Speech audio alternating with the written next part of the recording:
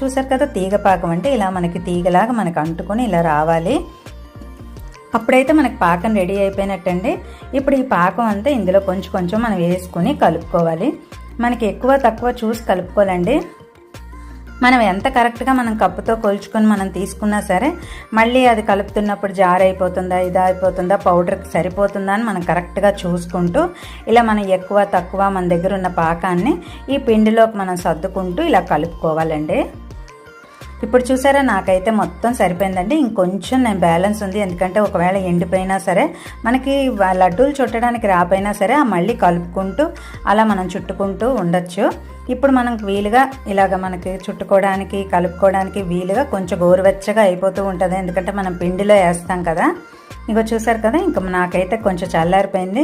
ఇలా గోరువెచ్చగా ఉన్నప్పుడే కొంచెం మనకి వీలుగా ఇలా ఉండలు చుట్టేసుకోవాలి. ఇది లడ్డూలాగే టేస్టీ దానికన్నా